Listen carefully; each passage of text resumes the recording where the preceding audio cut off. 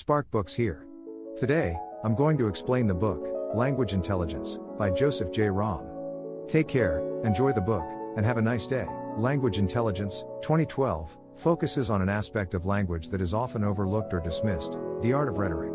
From the King James Bible to Shakespeare, from modern-day political campaigns to the lyrics of pop songs, rhetoric is a widely used tool, one that we all should learn to use and understand. After all, in words there is power and strength. Key idea number 1. Rhetoric understanding reduces manipulation.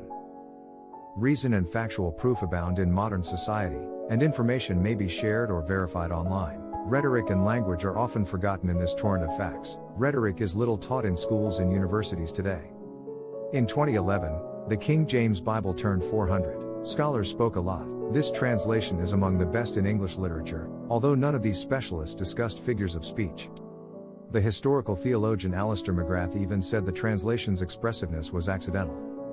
Ignoring rhetoric's prominence in the Bible is more than an intellectual dispute, it's a cultural trend to fight. Understanding rhetoric helps us avoid its charms. Rhetoric remains. Consider how politicians and advertisers speak. Rhetoric helps identify a speaker's motivation and manipulation. Rhetoric makes advertising.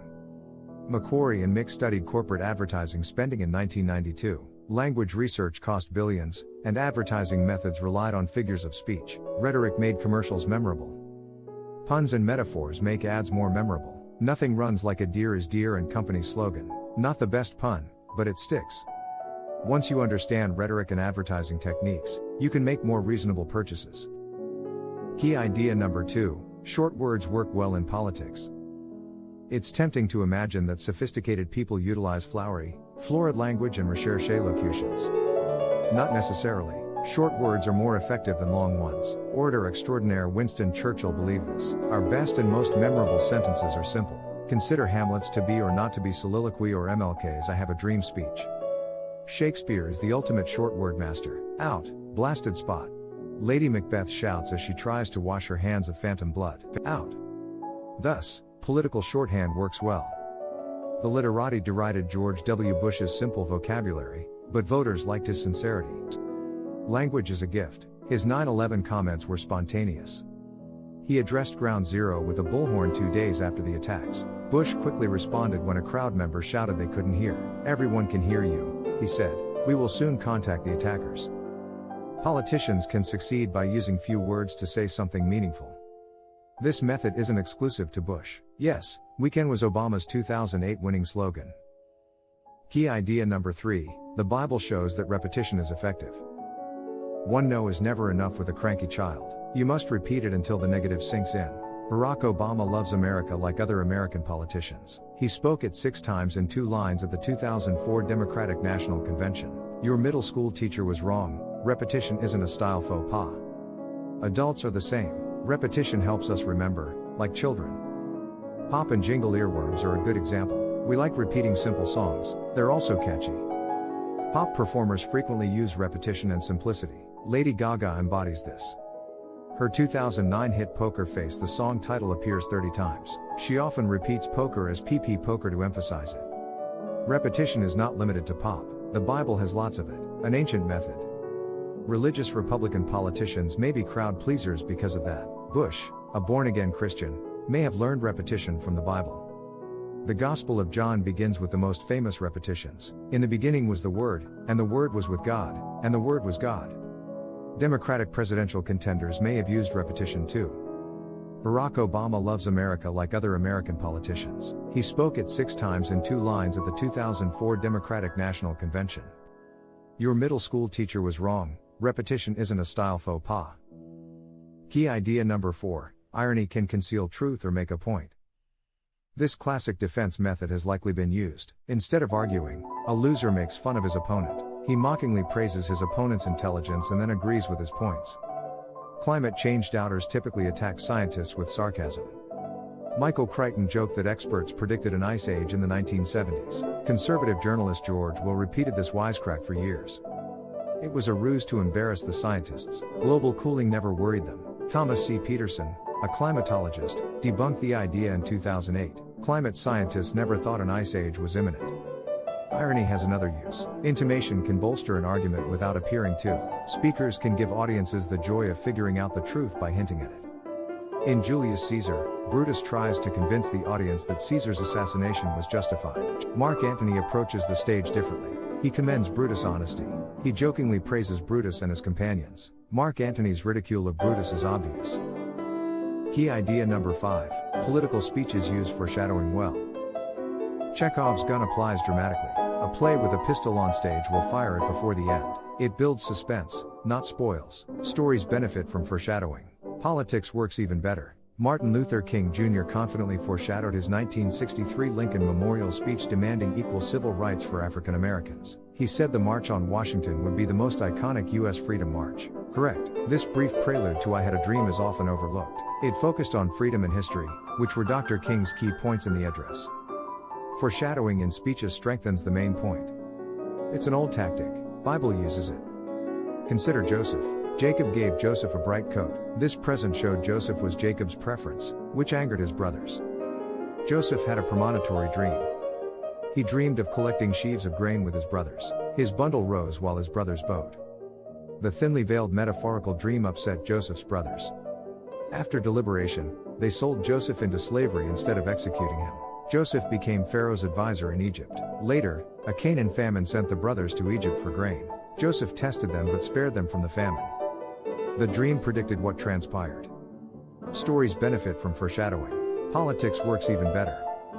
Martin Luther King Jr. confidently foreshadowed his 1963 Lincoln Memorial speech demanding equal civil rights for African Americans.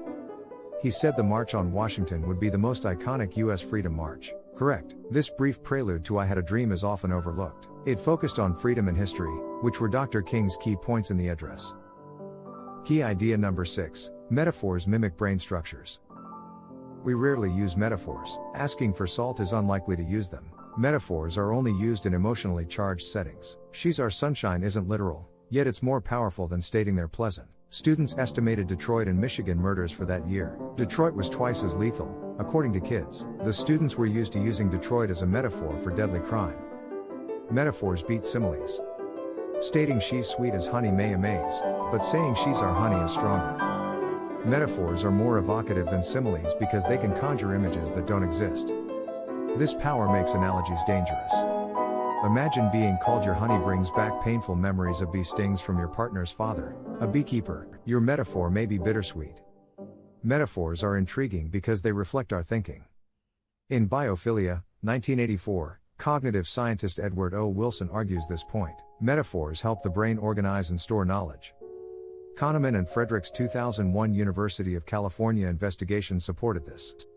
Students estimated Detroit and Michigan murders for that year. Detroit was twice as lethal, according to kids. The students were used to using Detroit as a metaphor for deadly crime. Key idea number 7. Extended metaphors send powerful signals, thus political campaigns commonly use them. An extended metaphor can produce a series of powerful visuals. They misrepresented Bush as ignorant and cunning. They believed Bush lied about Iraq's WMDs and Saddam Hussein's ties to Osama bin Laden. They portrayed Bush as inept and foolish. In Fahrenheit 9/11, Michael Moore shows Bush's dumbfounded reaction to 9/11. Instead of forming a compelling metaphor, these portrayals canceled each other out. Again, the Bible illustrates this rhetorical device. In John 10, Jesus is shown as a good shepherd who sacrifices himself for his flock and leads them to calmer pastures. This powerfully symbolizes salvation through Christ. Continued metaphor. Jesus will shield you from life's dangers like a good shepherd. The sheep, shepherd, uplands, and wolf symbolize Jesus' love for humanity. Political campaigns use extended metaphors because of their power. One candidate's metaphor will be positive and the other's negative. These analogies must be consistent. The 2004 presidential campaign against George W. Bush taught Democrats this. They misrepresented Bush as ignorant and cunning. They believed Bush lied about Iraq's WMDs and Saddam Hussein's ties to Osama bin Laden. They portrayed Bush as inept and foolish. In Fahrenheit 9/11, Michael Moore shows Bush's dumbfounded reaction to 9/11. Instead of forming a compelling metaphor, these portrayals canceled each other out. Key idea number 8. Rhetoric may deceive and manipulate. Fine rhetoric can be used for evil. Classical Athens knew rhetoric's evil side. The sophists were known for manipulating rhetoric to make weak arguments sound strong. Plato praised their skills but criticized them. He famously said that a sophist would always win a crowd over a doctor, even if the medicine was harmful. Rhetoric may manipulate people. In advertising and marketing, we see this everywhere. Kevin Hogan's 1996 book The Psychology of Persuasion revealed how indirect innuendo might persuade a hesitant buyer to buy. Even naysaying works. Hogan found that customers bought more if a salesman said they weren't pressed. Even telling them not to decide or not to rush had a great effect. Basic brain functions cause this. We don't as much as purchase anything today. In 2004, George Lakoff illustrated the principle in Don't Think of an Elephant. That statement will conjure an elephant. Negative imperatives like don't feel you have to buy this thing really encourage the opposite. Staying aware of rhetoric's manipulative powers is vital whether you're employing it in a dispute, love poetry, or product pitch. Be suspicious of anyone using rhetoric to damage. Rhetoric isn't just for old books. Though undetected, it's still there. Rhetoric can be used to sing a pop tune, explain climate change, or declare your love. To view more content like this, subscribe. Don't forget to like and turn on notifications. The channel really benefits from it. I appreciate you being here.